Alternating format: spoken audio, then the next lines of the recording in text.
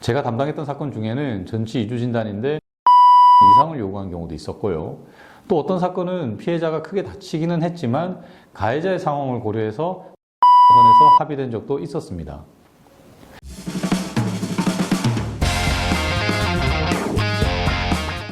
안녕하세요. 형사전문 변호사 나유신입니다. 오늘은 정말 많은 분들이 궁금해하시는 주제죠. 바로 음주운전 사고가 났을 때 합의금은 어떻게 정해지는가, 그리고 합의를 꼭 해야 하는가에 대한 이야기입니다. 오늘 영상은 가해자든 피해자든 모두에게 필요한 내용으로 준비해 봤는데요. 양쪽 모두에게 도움이 되는 이야기니까 끝까지 한번 시청 부탁드립니다. 우선 말씀드리고 싶은 건 음주운전 사고는 무조건 형사처벌 대상이기 때문에 합의를 했다고 해서 무죄가 되는 건 아니지만 합의 여부가 형량, 특히 실형 여부에 직접적인 영향을 주는 건 사실이라는 점입니다. 자, 그러면 가장 궁금해하시는 질문들에 대해서 하나씩 짚고 넘어가 보겠습니다. 첫 번째, 음주사고에서 합의는 꼭 해야 하나요? 네, 많은 분들이 합의 안 하면 어떻게 되나요? 이렇게 물어보시는데요. 솔직히 말씀드리면 피해자가 다친 경우라면 합의는 거의 필수적입니다. 음주운전은 기본적으로 중대한 과실이기 때문에 피해자와의 형사 합의가 없으면 초범이라도 실형 선고를 받을 가능성이 있어서인데요. 특히 피해자가 전치 2주 이상의 진단을 받았는데 합의가 없을 경우 실형 가능성이 크게 높아지므로 가능하면 합의를 하시는 것이 좋습니다. 법원에서는 합의가 안 된 것을 두고 가해자가 피해자에게 진정한 사과를 하지 않았다거나 피해 회복을 진지하게 노력하지 않았다라고 판단할 수 있거든요. 피해자와의 합의 여부는 양형의 중요한 요소로 고려됩니다. 네, 두 번째 질문인데요. 형사 합의와 민사 합의는 다른가요? 하는 겁니다. 여기서 헷갈리시는 분들이 많이 계실 텐데 형사 합의와 민사 합의는 완전히 다른 개념입니다. 민사 합의는 주로 치료비, 일 못한 손해, 일실 수입이라고 하죠. 위자료 등 금전적인 손해배상에 관한 것인데요. 대부분은 종합보험에 가입해 계시니까 그 보험에서 처리가 됩니다. 보험사에 연락해서 처리하면 피해자는 민사적인 배상은 어느 정도 받게 됩니다. 물론 보험 가입 한도 금액을 초과하는 부분은 가해자 본인이 직접 배상해야 하죠. 그런데 형사 합의는 피해 회복을 통한 처벌 감경을 목적으로 하는 것입니다. 원칙적으로 보험사에서 형사 합의까지 처리해 주는 경우는 드뭅니다. 가해자 본인이 직접 또는 변호사를 통해서 피해자에게 사과하고 별도의 합의금을 지급하면서 처벌불원서를 받는 과정이라고 보시면 됩니다. 보통은 민사적으로 합의를 하면서 형사상 합의까지 같이 진행할 수 있습니다만 간혹 민사적으로 배상 금액이 큰 경우에는 일단 형사적으로라도 소정의 위로금을 지급하고 형사 합의를 먼저 하는 경우가 제법 있습니다. 그래서 가해자의 입장에서는 이왕이면 민형사상 합의했다는 취지로 합의서를 작성하는 것이 좋고요. 반대로 피해자의 입장에서는 형사 합의는 하되 추후 후유증 등에 관해서 민사배상은 별도로 청구할 수 있다는 식으로 민사배상의 여지를 남겨두는 것이 좋습니다. 세 번째 질문입니다. 그러면 합의금은 얼마가 적정할까요? 이 부분이 제일 궁금하시죠? 그런데 사실 법적으로 정해진 기준이나 공식은 없습니다. 하지만 진단 주수에 따라서 어느 정도 시세처럼 형성되어 있는 합의금의 범위가 있거든요. 보통 위자료는 전치 몇 주라고 할 때 일주일당 50만 원에서 100만 원 정도 선이라고 생각하시면 됩니다. 예를 들어서 전치 2주면 100에서 200만 원 선, 3주면 150에서 300만 원 이렇게 올라가죠.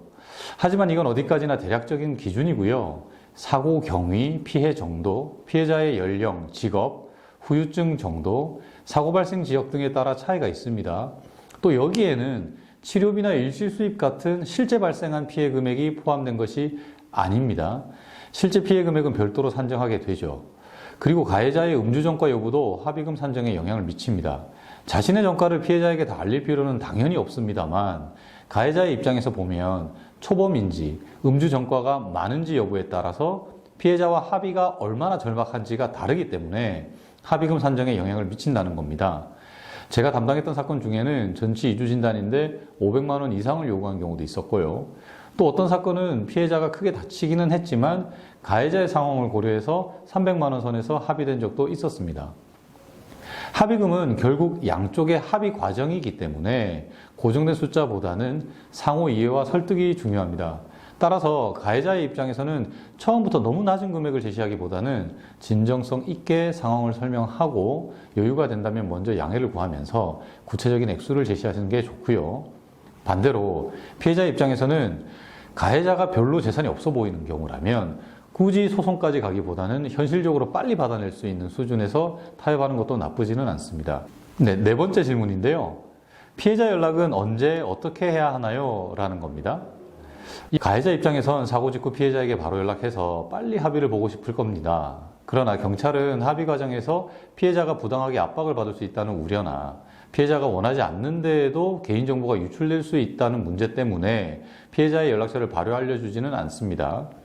일반적으로는 경찰이 피해자를 먼저 조사한 다음에 피해자의 동의를 받아서 가해자에게 연락처를 알려줍니다. 여기에는 며칠 걸리겠죠.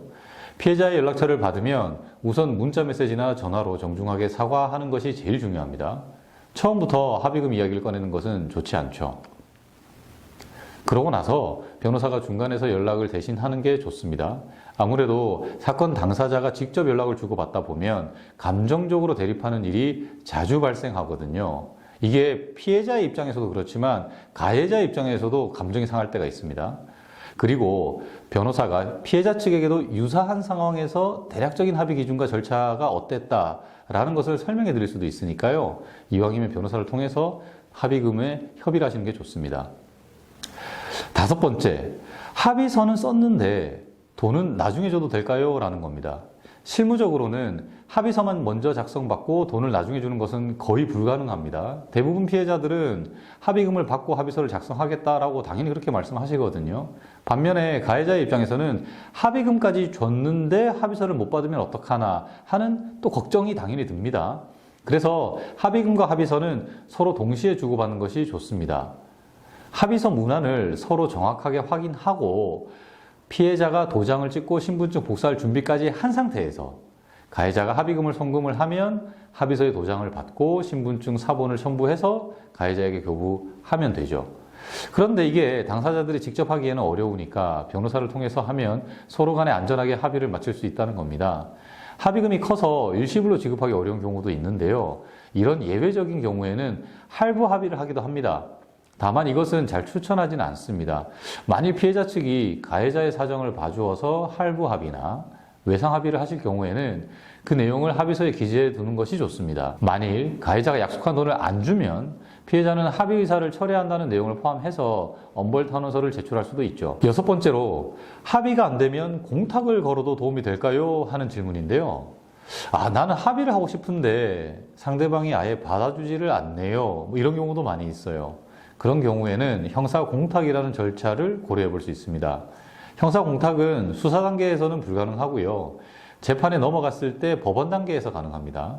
가해자가 감당할 수 있는 금액을 법원에 예치하고 합의를 위해서 최선을 다했으나 성사되지 않았다라는 입장을 법원에 보여줄 수 있는 방법이죠. 형사공탁도 정상 참작 사유는 되는데 합의만큼은 큰 효력이 없겠죠. 이거는 피해자가 가해자에 대한 처벌 의사를 여전히 유지하고 있냐 아니냐 이 차이와도 연관이 있기 때문에 그렇습니다. 따라서 가능하다면 판결 선고 전까지 합의를 우선적으로 시도하시고 정말 어쩔 수 없는 마지막 수단으로 형사공탁을 활용하시는 것이 좋습니다. 자, 그럼 정리해 보겠습니다. 음주운전 사고가 나면 합의는 거의 필수다. 합의금은 일주일당 50에서 100만 원 정도가 평균이지만 실제 발생한 손해는 별도로 보상을 해줘야 된다. 민사합의, 즉 보험 처리와 형사합의는 별개로 봐야 한다. 피해자 연락은 정중하게 하고 먼저 사과부터 하는 게 맞다. 합의는 변호사를 통해서 하는 것이 좀 더 낫다. 합의서는 미리 작성해두되 합의금 지급과 동시에 합의서의 도장을 찍는다.